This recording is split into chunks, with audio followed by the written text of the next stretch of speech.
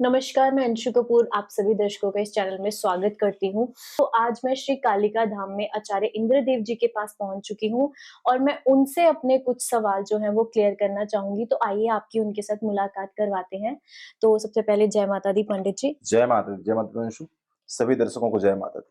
जी पंडित जी, सबसे पहले तो मैं ये पूछना चाहती हूँ कि मेरी भी लाइफ में कुछ ऐसे चेंजेज़ आए। जी। मैं एस्ट्रोलॉजी में बेसिकली बिलीव हुँ। नहीं करती थी बट जब मैं कहीं अदर सोर्सेज़ के पास गई और मैंने बहुत से क्वेश्चन्स पूछे उनसे, तो मुझे कई सारी चीज़ें सुनने को मिली जैसे कि अ, हमें लंगर नहीं खाना चाहिए या फिर शिवलिंग की पूजा नहीं करनी चाहिए या बहुत सी ऐसी अदर चीज़ें जो मुझे लगा कि एक्चुअल में नहीं हो सकती। तो आपका इन सब के बारे में क्या कहना है? एक्चुअल में ज्योतिष में ऐसी चीज़ें होती हैं जो हमें भगवान से परे लेकर जाती हैं? बहुत अच्छा सवाल है जी, अंशु। ये टॉपिक बहुत सारे लोगों को हो सकता है। जी।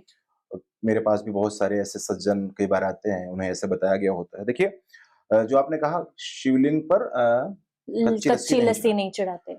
जी, तो शिवलिंग पर पहले हम ये सुनते थे कि महिलाएँ नहीं स्पर्श कर सकती हैं शिवलिंग को। अब ये सुनने में आता है कि कुछ ज्योतिषी लोग बताते हैं शिवलिंग पर कच्ची लस्सी नहीं चढ़ानी चाहिए या जी, आप शिवलिंग की पूजा नहीं कर सकते, जी, लंगर नहीं खा सकते, जी, मंदिर नहीं जा सकते। तो देखिए, कुछ पॉइंट पर जो रेड बुक है, उसमें ऐसी चीज़ें लिखी गई हैं, है जी, ना? कुछ ऐसे कॉम्बिनेशन बनते हैं, तो आप मंदिर नहीं जा सकते। हालाँकि मैं पर्सनली रेड बुक को पर्सनली मेरा ना मैं रेड बुक करता हूँ, ना मैं रेड बुक को मानता हूँ। जी, मेरा रेड बुक पर कोई भी आस्था नहीं है जी, और मैं वैदिक जानता हूँ और वैदिक ज्योतिष को ही फ़ॉलो करता हूँ। जी, मेरे अनुसार अगर आप पूछना चाहते हैं कि भगवान शिव को कच्ची लस्सी नहीं चढ़ा सकते, तो ऐसा बिल्कुल भी नहीं है। जी, कभी भी किसी भी शास्त्र, किसी भी उपनिषद, किसी भी वेद में नहीं लिखा है कि नहीं जी, चढ़ा सकते। उसमें शुद्ध अवस्था पर, पवित्र अवस्था पर आप बिल्कुल ही भगवान शिव को लस्सी चढ़ा सकते हैं। कोई भी हो, कैसा भी भगवान शंकर की पूजा कर सकता है।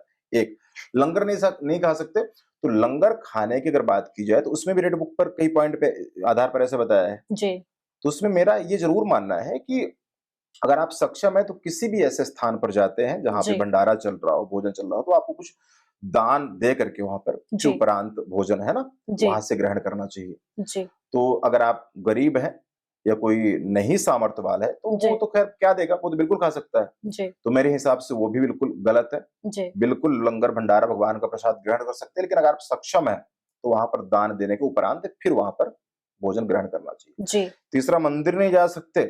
मुझे नहीं लगता कि दुनिया में ऐसा कोई भी शास्त्र, वेद या प्राचीन कोई किताब कह लें, ग्रंथ कह लें, जी, जो इस बात को सही साबित करती हो। आप खुद सोचिए, भगवान के मंदिर चले जाने से या किसी ऐसे स्थान पर जाने जहाँ एक पॉजिटिव ऊर्जाएँ हैं, जी, वहाँ जाने से भला आपका नुकसान कैसे हो सकता है? जी, कई स्थितियों पर बताया गया है कि आप हाँ, गलत तरीके से अगर आप किसी चीज़ को करते हैं, गलत तरीके से मंदिर भी जाते हैं, गलत तरीके से कुछ करते हैं, तो वो विषय अलग है। जी, लेकिन आप वैदिक ज्योतिष के आधार पर ऐसा कुछ भी नहीं है।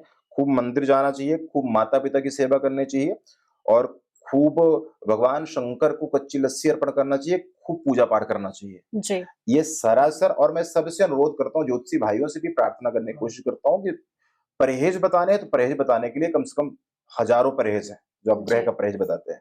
इसी पॉइंट को लेकर के परहेज़ बताना, अगर 1-2 पॉइंट आपको मिल भी गए हैं रेड बुक में, तो इसी पॉइंट को लेकर के बताना, कुछ अलग बताने का चाहत में, तो ये बिल्कुल ठीक बात नहीं है। तो ये आपसे विनती है कि आप लोग भी इस पर ज़रूर शोध कीजिए, विचार कीजिए कि आप सामने वाले को क्या बता रहे हैं। जी, क्योंकि परहेज़ के तौर पे बताते हैं, तो परहेज़ बहुत सारे हैं। जी, तो इसलिए आप बिल्कुल शिव मंदिर जाइए, भगवान शंकर की पूजा कीजिए, खूब कच्ची लस्सी चढ़ाएँ जी, और खूब मेहनत करें, भगवान शंकर कल्याण करेंगे। जी, ऐसा ज्योतिष में कोई भी बंदिश नहीं है, कोई मनाही नहीं है। जी। जी।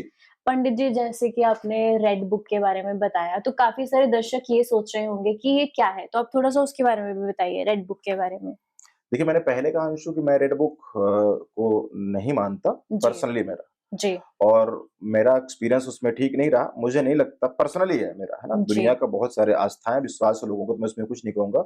जी, पर वो उसकी चीज़ें मुझे सटीक नहीं बैठती, जो मैं लोगों को बताता हूँ जी, या मेरी उस पे आस्था नहीं है।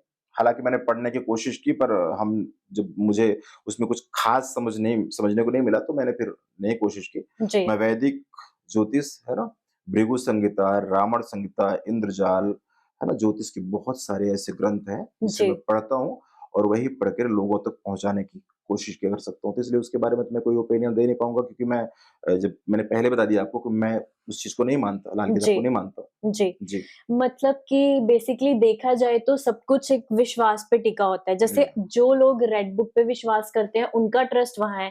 अब जैसे आपने बताया आप भगवान पे विश्वास करते हैं, तो आप हमेशा बताया करते हैं कि जो अगर हम भगवान से भी कुछ चाहते हैं, तो हमें सबसे पहले उन पे विश्वास होना चाहिए। तो बेसिकली ये चीज़ें उस पे भी डिपेंड करती हैं। बिल्कुल, किताबें कोई भी गलत नहीं होती हैं, जी, है ना? तो ऐसा नहीं है कि लाल किताब कोई कोई गलत है, उसमें भी लोगों को बहुत सारी अच्छी चीज़ें बताई गई हैं, जी, बहुत कुछ है उसमें सीखने के लिए, बहुत गूढ़ ज्ञान की बातें हैं। जी, बशर्ते मैंने इसलिए कहा, उस पॉइंट पे आपके मैंने जवाब दिया कि परहेज़ करने के लिए अगर उसमें बहुत सारी चीज़ें बताई गई हैं, तो हम उन्हीं चीज़ों को परहेज़ में क्यों लाएँ, जो पहले से ही आज की यूथ मंदिर नहीं जाना चाहता, है ना? बड़ों का सम्मान भूलता जा रहा है या भगवान शंकर की आराधना नहीं कर पा रहा है। जी, इसलिए उन परहेज़ों को लेकर के उसमें मेरा ओपिनियन है कि ये गलत है। जी, इसके अतिरिक्त सारी किताबें सब में ज्ञान की बातें लिखी हैं, लोगों को जानकारी की बातें लिखी हैं, लोगों को फ़ायदे की बातें लिखी हैं। जी। तो विश्वास तो बहुत बड़ी चीज़ है। आप सबसे ज़्यादा काली माँ को मानते हैं, तो कुछ लोग ये भी कहते हैं कि जो काली माँ की मूर्ति है, वो अपने घर में नहीं रखनी चाहिए, तो उसके बारे में थोड़ा-सा बताएँ?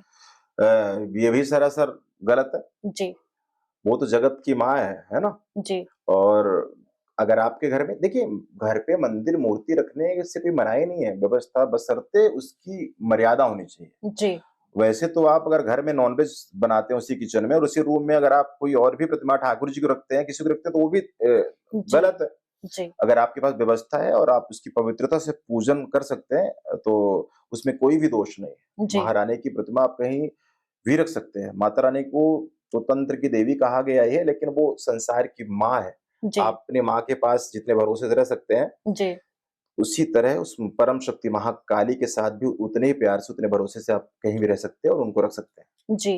पंडित जी, एक सवाल और मुझे बहुत सुनने को मिला था कि जो घंटी होती है, जो हम मंदिर में घंटी बजाते हैं, हुँ। लोग जब वो घंटी अपने घर में रखते हैं, तो क्या कहा जाता है कि उसको अपने घर के मंदिर में नहीं बजाना चाहिए, क्या ये बात सत्य है? ये भी बात झूठ है। उसके बारे में शास्त्र कहता है, मैं एक श्लोक बताता हूँ, आगमनार्थं तु देवानां निगमनार्थं तु रक्षसां घंटानादं प्रकुर्वीत पश्चात् घंटां प्रपूजयेत्।